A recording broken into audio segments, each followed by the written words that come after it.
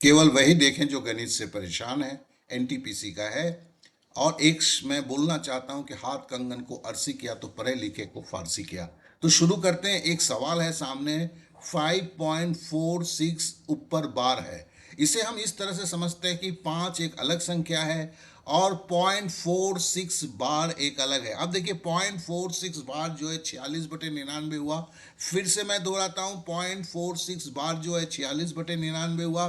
फिर देखिए ये क्या हुआ, 0.46 जो है 46/99 हुआ। अब देखिए ये जो 5 जो है ये सीधे उतर के आ गया तो पीछे भी -5 हो गया। फिर से मैं, देखिए ये आपके दिमाग को पढ़ा रहा हूँ इसलिए बार बार ये आएगा। शांत बन के केवल आंखों से देखते जाए। अब 46 बार 46/99 हुआ, 5 उतरा इधर, -5 हो गया। और इससे जो है फिर बोलता हूँ, 0.46 बार जो है 46/999 हुआ, 5 उतरा तो इधर -5 हुआ। फिर हम बोलते हैं कि ये घटाते हैं तो 541/99 होता है। तो 0.46 बार बराबर 46/99 होता है और 5 सामने का उतरता है तो -5 होता है तो 541/99 होता है। यही इसका आंसर है। फिर से मैं बोलता हूँ, 46 बराबर 46/99, 5 उतरा तो -5 हुआ, तो ये घटाया तो 541/99 हुआ। तो इस तरह से हमें आंसर मिला। एक बार फिर से देख लेते हैं और पूरे क्रम को एक बार देख लेते हैं। तो 5.46 जो था, 5 अलग था, 0.46 जो अलग था हमने माना था, 0.46 बार को हम 46/99 लिखे। फिर 5 जो है सामने से आ गया, ठीक है।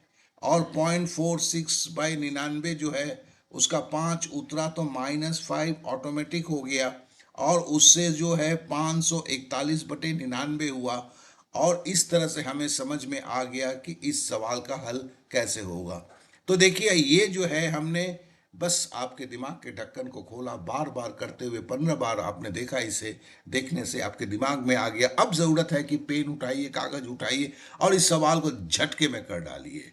आपके दिमाग में सवाल चला जाएगा। परेशान ना हो। हर दिन का 5 करते हैं तो 3 महीना में 500 है। और एनटीपीसी के तेज तरार स्टूडेंट को आप परेशान कर देते हैं। कभी कभी जो होता है कि जो मेरे शब्द हैं वो आपके लिए प्रॉब्लम करते हैं। तो यहाँ पे जो हो रहा है उसे ध्यान से देखिए। मैं धीरे से बोलूँगा। जैसे 4:5 लिखा हुआ है तो इसे हम कैसे लिखते हैं, 4/5। ठीक है ना। फिर से हम बोलते हैं कि 4:5 कैसे लिखते हैं, तो आप देखिए 4/5 लिखते हैं। फिर हम बोलते हैं कुल संख्या 81 है तो हम 81 को यहाँ लिख डालते हैं। ठीक है।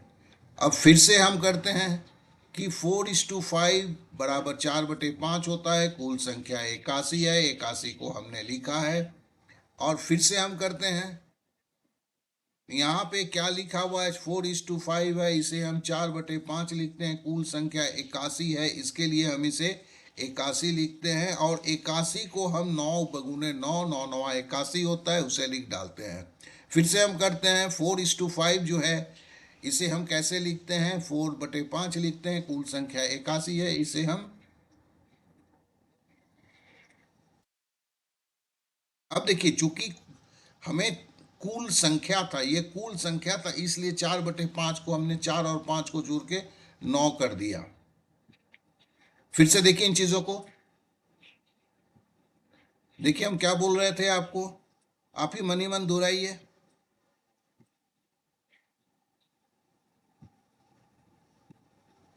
अब देखिए काटना हमने शुरू किया। एक भाग का मान निकाल रहा हूं। 9 भाग का मान अगर 81 है, 4+5 9 भाग बराबर 81 है, तो एक भाग मतलब 9 से भागा हो जाएगा।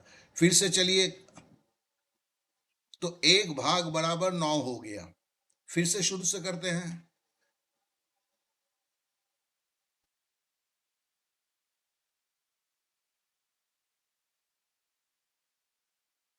माफ कीजिएगा, ये आपके दिमाग को सिखा रहा हूँ, आपको नहीं सिखा रहा हूँ। थोड़ा सा धैर्य तो जरूर रखिए। 4 और 5 चूंकि कुल संख्या था, 4 और 5 को 9 कर दिया। हमें एक भाग का मान निकालना है। तो हम, आप जानते हैं हम क्या कर रहे हैं। हमें एक भाग का मान जो है वो 9 निकल गया है। अब हमें यहाँ पे दिखा है बैग में लाल और नीली गेंद, लाल 4 है, नीली 5 है, तो लाल 4 के आगे लाल लिखा, नीली के आगे 5 लिखा। ठीक है, फिर से हम क्या किया, शुरू से देखते हैं।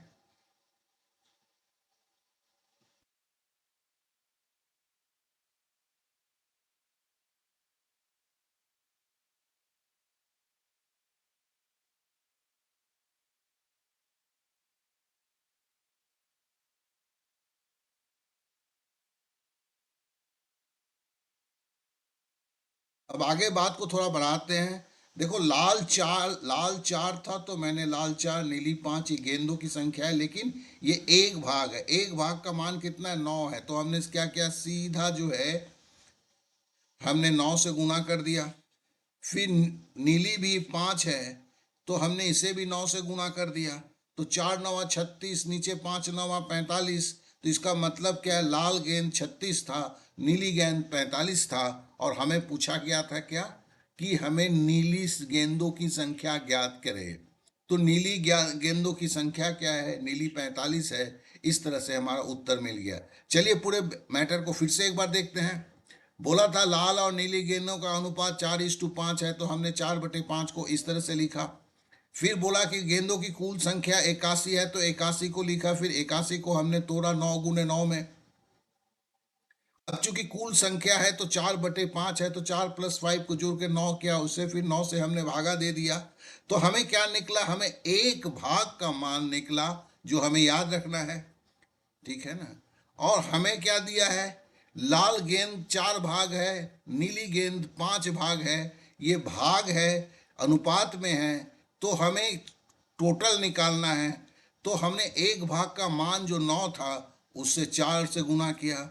दूसरा जो है नीली जो है, उसे हमने फिर 9 से गुना किया, तो लाल भाग में 36 गेंद आ गया, नीली गेंद में 45 आया। देखिए यही 9 से काट के जो है ना, 4 9 36 और 5 9 45 था। बेसिकली ये संख्या 45 और 36 था। इस तरह से उत्तर जो है, नीली गेंदों की संख्या जब पूछा है, तो हमने बोला नीली गेंदों की संख्या 45 है। आशा करता हूं कि ये आपके दिमाग में संपूर्ण रूप से चला गया है।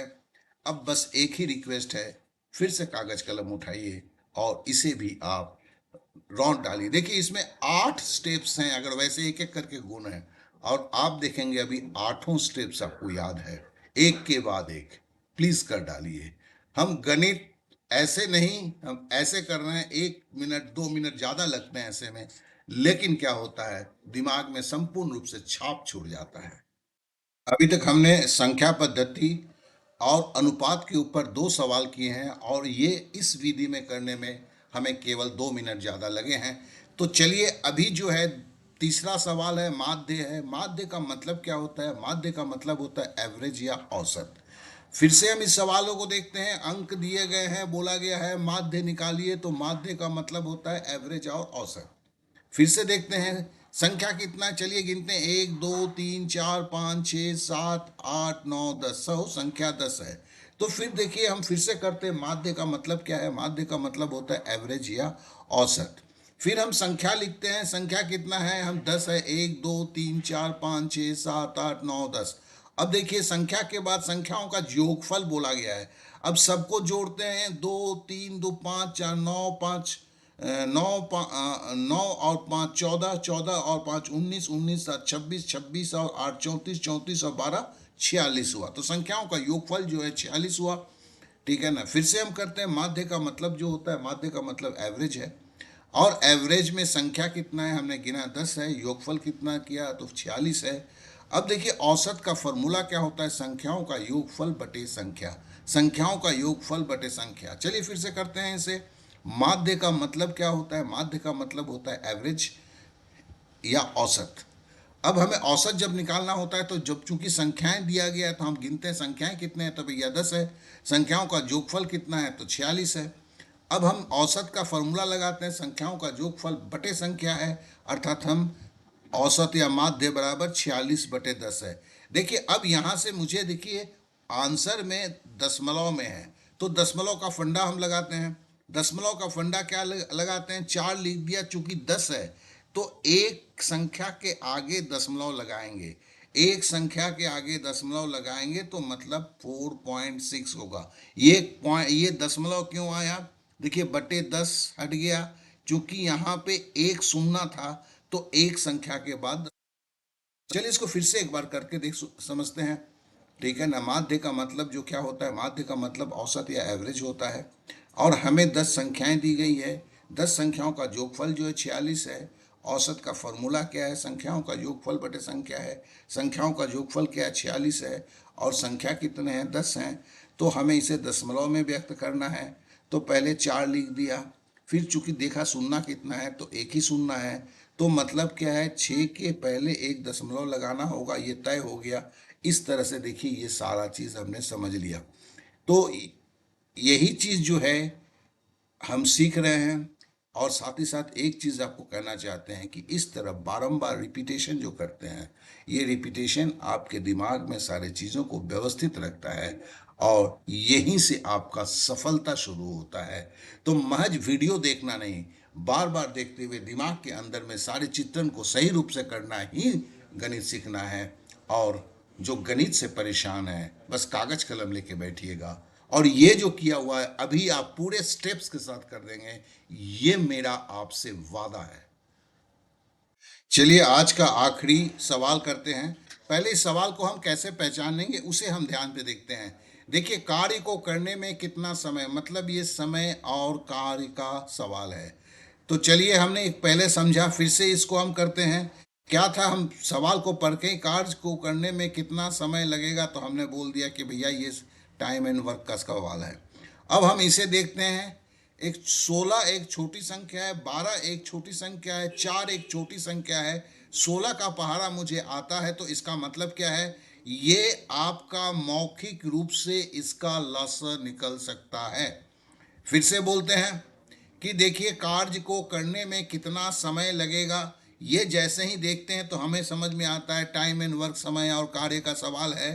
दूसरा हम देखते हैं 16, 12 और 4 तीन छोटी संख्या है, तो हम इसे मौखिक लसा से हम इसे करेंगे।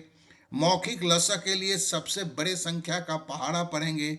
तो हम पहाड़ा पढ़ने के लिए शुरुआत करते हैं। फिर से हम बोलते हैं कार्य को करने में कितना समय लगा, ये अगर शायद समय और कार्य है, और इसमें 16, 12 और 4 जो है ये तीन छोटी संख्या है। इसके लिए हम इसका मौखिक रूप से लसर निकाल के इसको हल कर सकते हैं। और मौखिक लसर निकालना है तो सबसे बड़ी संख्या 16 का पहाड़ा पढ़ना होगा। 16 एकम 16, 16 दूनी 32, 16 तिया 48। अब जरा रुकते हैं, 12 चौके 48 होता है, मतलब 12 से 4, तो दूसरी संख्या 12 है।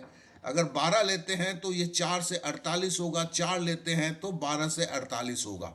फिर से हम इस सवालों को सोचते हैं, कार्य को करने में कितना समय लगेगा, इसका मतलब ये समय और कार्य, टाइम और कार्य था। और इसमें तीन संख्याएं था, ये तीनों संख्याएं छोटे थे, जिसके लिए क्या हमने ये समझ लिया कि इसे मौखिक लफ्ज से निकाला जा सकता है। और ये सबसे बड़े संख्या का पहाड़ा पढ़ना है। हम पहाड़ा पढ़ना शुरू किए, 16 एकम 16, 16 दूनी 32, 16 तिया 48। तो हमें तुरंत समझ में आया 12 चौके भी 48 होता है। अब देखिए 16 कौन कर रहा था, ए कर रहा था। तो हम लिखते हैं ए जो है 16 तिया 48 था, 16 3, मतलब हर दिन 3 यूनिट काम करेगा। अगर 48 रोटी घर में, ध्यान से सुनिएगा, 48 रोटी घर में है, हर दिन 3 रोटी खाएगा तो 16 दिन में 48 रोटी खा लेगा। उसी तरह बी का देख लीजिए, बी 12 दिन में करता है, तो 12 चौके 48, मतलब अगर 48 रोटी है तो बी दिन में 4 रोटी खाते हुए 12 दिन में करेगा। फिर बोलता है सी की मदद से, मतलब ए बी प्लस सी, तो ए प्लस बी प्लस सी 4 दिन में पूरा कर लेता है। तो 12 चौके 48 4 दिन में करता है, 4 दिन में 48 रोटी खा लेंगे तो दिन का कितना खाएगा भैया, 12 रोटी खाएगा। तो फिर से हम इस सवाल को एक बार फिर से देखते हैं दिमाग में बैठाने के लिए। कार्य को कितना समय लगेगा, तो कहने का मतलब है समय और कार्य का सवाल है। फिर 16, 12 और 4 को देखते हैं तो हमें समझ में आ जाता है कि इसे मौखिक लसर से निकलेगा। हमें सबसे बड़े संख्या का पहाड़ा पढ़ना है। सबसे बड़े संख्या का पहाड़ा पढ़ते हैं 16 एकम 16, 16 दूनी 32, 16 तिया 48। तो हमें ये समझ में आ जाता है कि 12 चौके भी 48 होता है। तो इसका मतलब है ए जो 16 दिन में काम करता था, तो हम 16 तिया 48, मतलब हम पकड़ते हैं 48 रोटी है तो ए अगर हर दिन का 3 रोटी खाएगा तो 16 दिन में पूरी रोटी खा लेगा। बी है 12 चौके 48, मतलब 48 रोटी है, हर दिन 4 रोटी बी खाता है तो 12 दिन में बी पूरी रोटी खा लेगा। और उसी तरह ए प्लस बी प्लस सी जो है 4 दिन में कर लेता है, मतलब 4 दिन में 48 रोटी खा लेता है तो 12 रोटी खा लेगा। यहाँ तक हमने समझा हुआ है। अब पूछता है सी को, सी का अकेला पूछा हुआ है तो हमें ए plus B minus A plus B करना है, तभी सी का निकलेगा।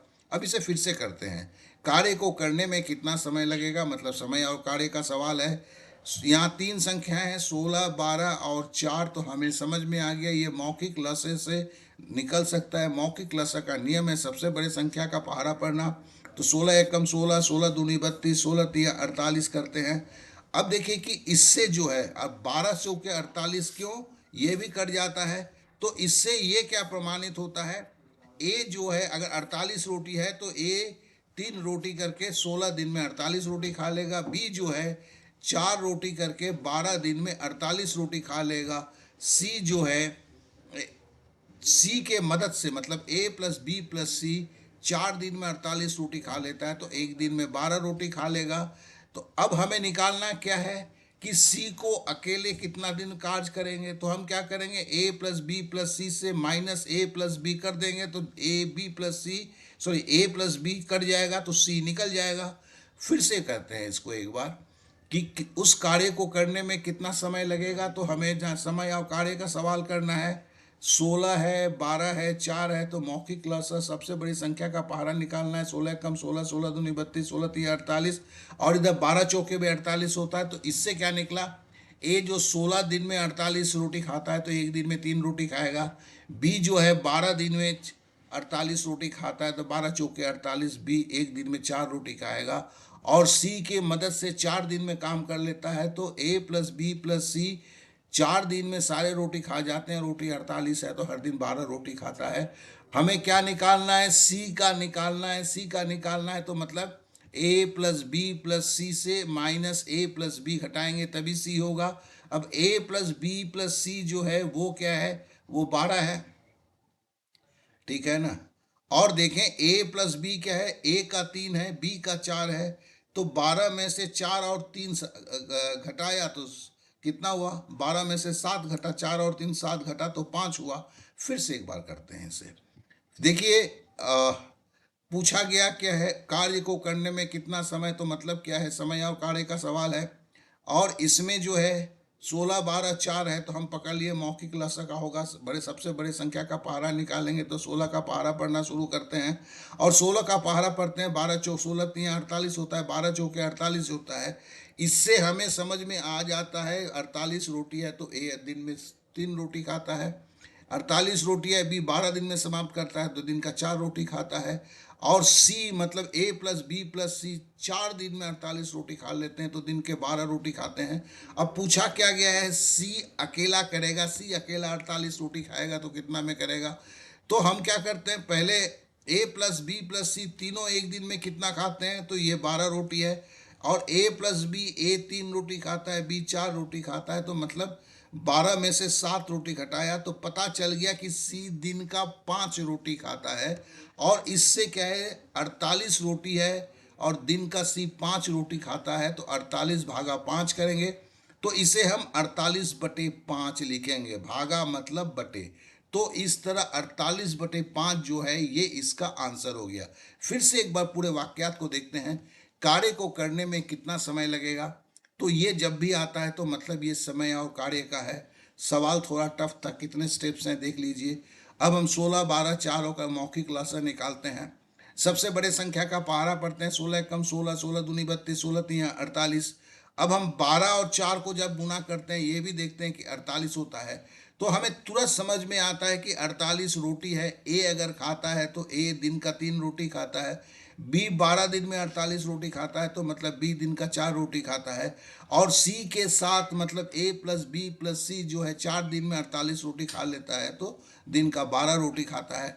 हमें सी के बारे में पूछा गया है, तो सी के बारे में निकालना है, तो हमें क्या करना है, ए प्लस बी प्लस सी जो 12 है, उसे ए प्लस बी मतलब 3 प्लस 4 7 जोड़ के घटा देंगे, 12 से 7 घटाएंगे, तो हमें सी का 5 मिलेगा।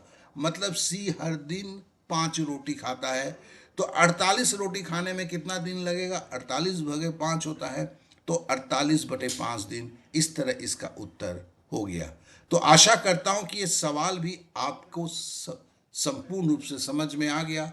हर दिन कैसे 5 सवाल, 4 सवाल आज किया, अगले से 5 सवाल करेंगे। तो हर दिन अगर करते हैं और कलम पेन लेके आप बैठे रहते हैं, तो देखेंगे पूरे स्टेप्स के साथ आप लिख सकते हैं। भले ही इसमें 2 मिनट ज़्यादा लगता है, 3 मिनट ज़्यादा लगता है। 4 सवाल में आप बोलेंगे कि सर 8 मिनट, 8 मिनट अगर जिंदगी संभाल सकता है, तो वैसे 8 मिनट को बार बार न्यौछावर कर देना, क्योंकि जीवन संवर जाएगा इससे। तो आशा करता हूं कि जो भी गणित में कमज़ोर हैं, एक नई विधि, नई कुछ भी नहीं है इसमें, चीज़ों को बारंबार आप में पेश करता हूं, आपके दिमाग के अंदर में चला जाता है और आपको थोड़ा सा धैर्य के साथ सुनना पड़ता है, बस इतना ही है। तो चलिए कल के लिए तैयार रहिए और अपने दोस्तों को या जिन्हें जानते हैं कि उनमें गणित कमज़ोर है, उन्हें दीजिए, भले वो एनटीपीसी ना कर रहे हों।